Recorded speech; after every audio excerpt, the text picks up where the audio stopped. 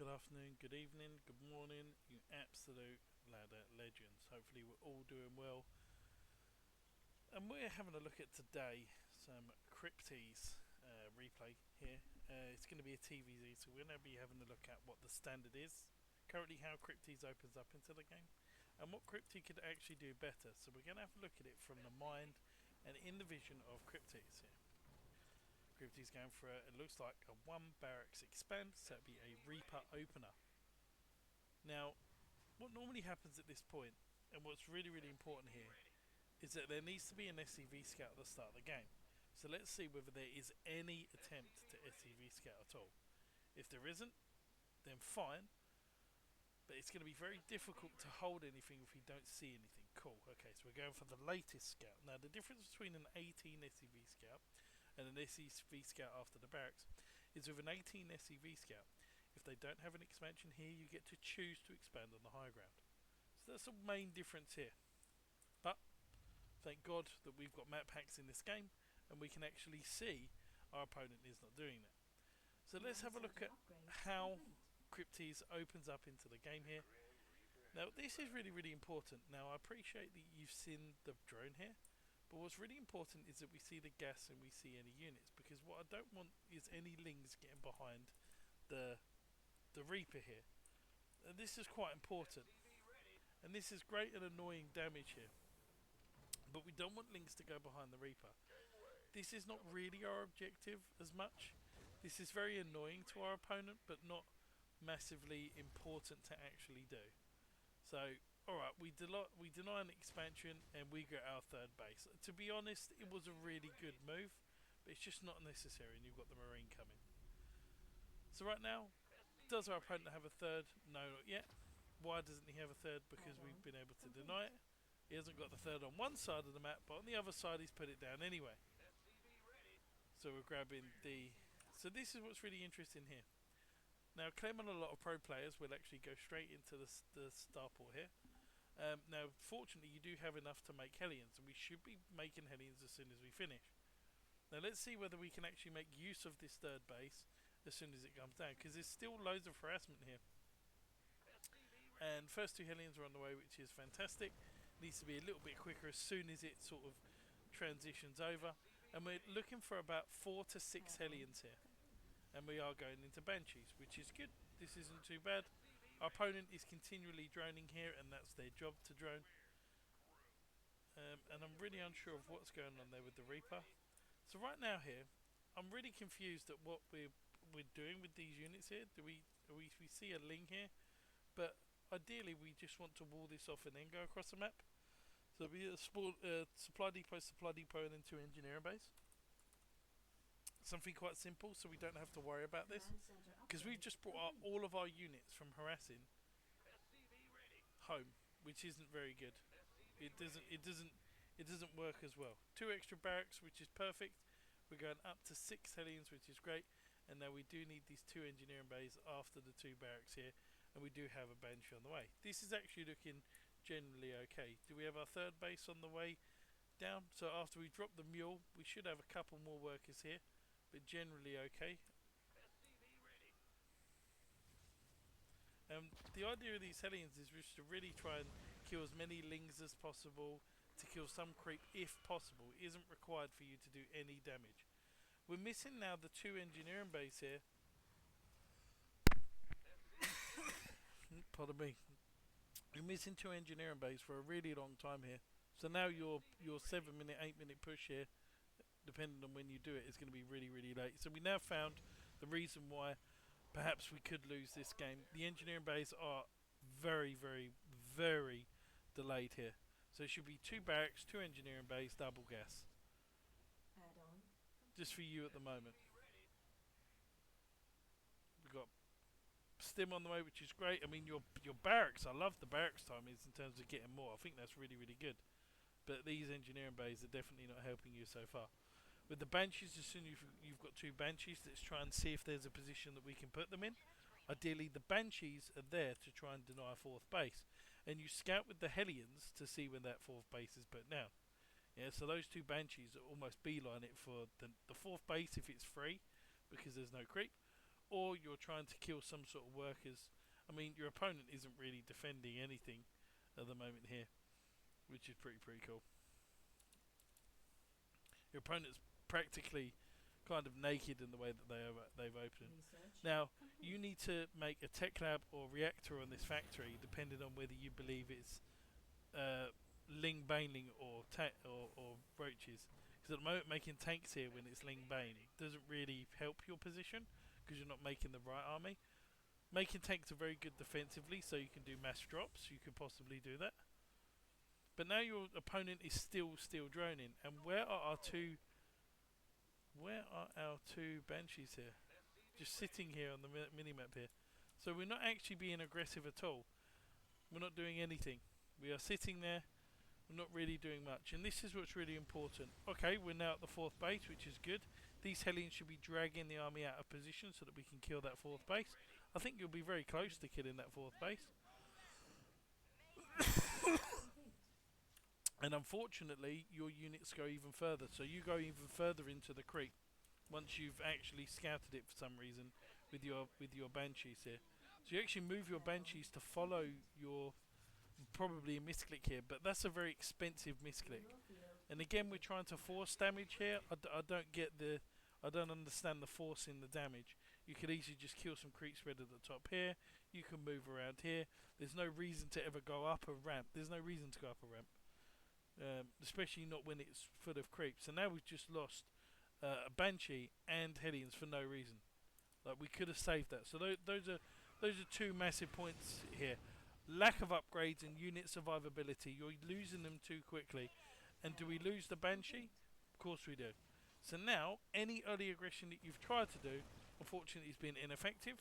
Let's have a look at the upgrades. We've now got our stim and our combat shields along the way. We see a lot of these Banelings that are here, which can be actually dealt with by a lot of Banshees, if you had the Banshees and you kept them alive. Your opponent is donating here to you, so he's being a very nice chappy here. And we do have even more units.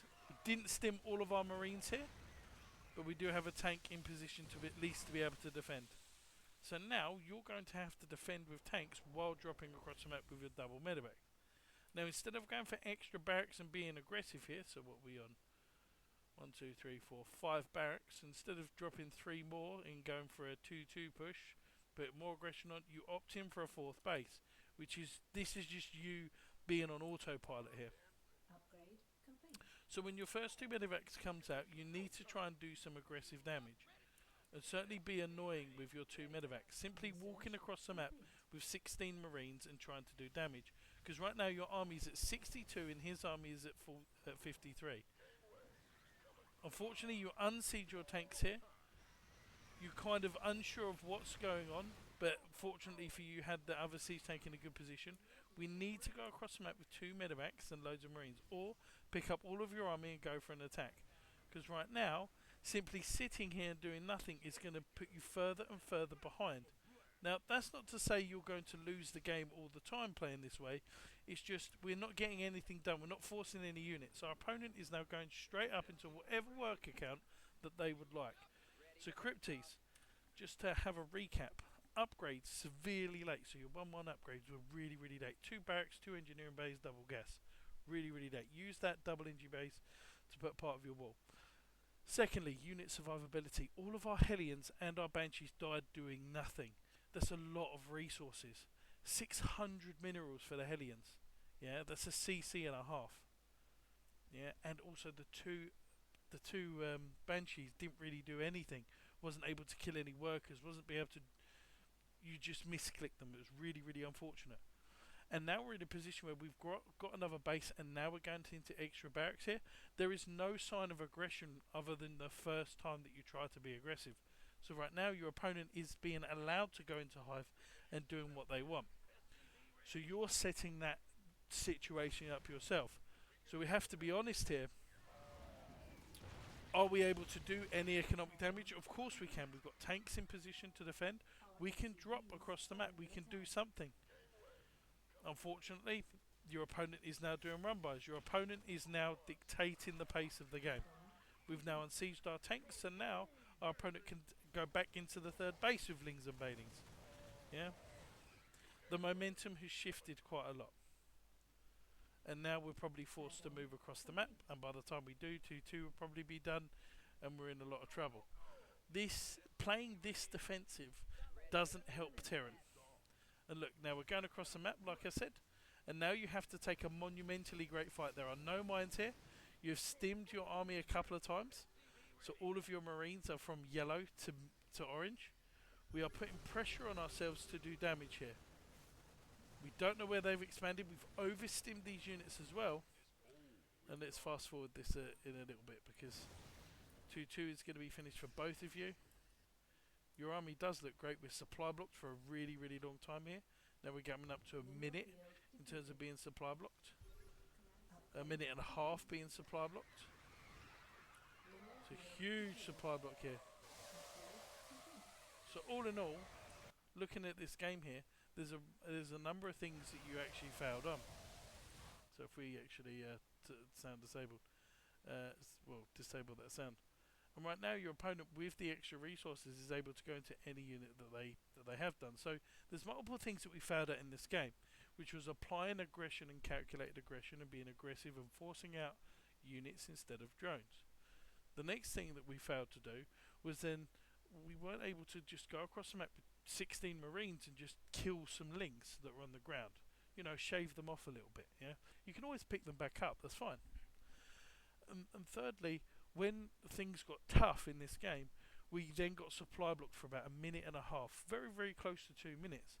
So you need to really think hard about your opening, because at the moment, your opening isn't really getting you anywhere in the game. I say that, but you had good economy, you had a good amount of army, we weren't able to use it.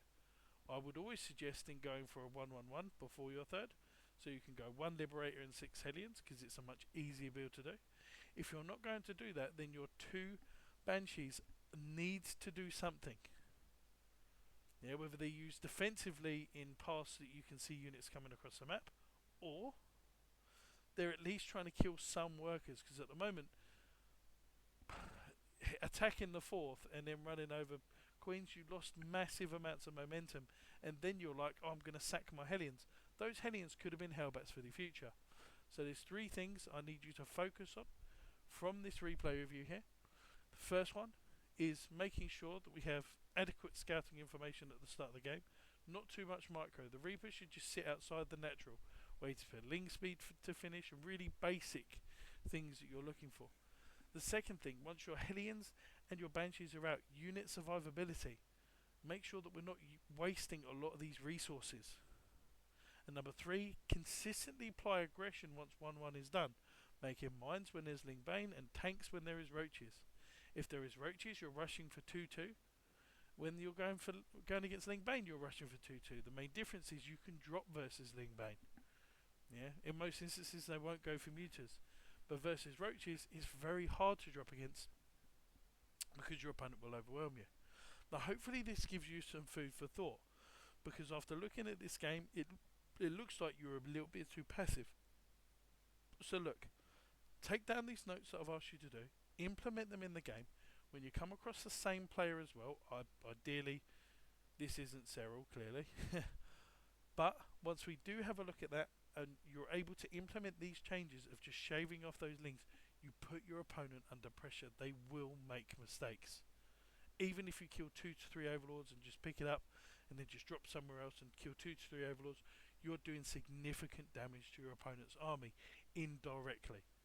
You need to learn this as a Terran so that you can abuse that mobility before Mutalisks comes out, before all of the units and the specialist units that Zerg get time to produce. So this is GamerRichy. It's a replay review on Cryptis TVZ on Incorporeal.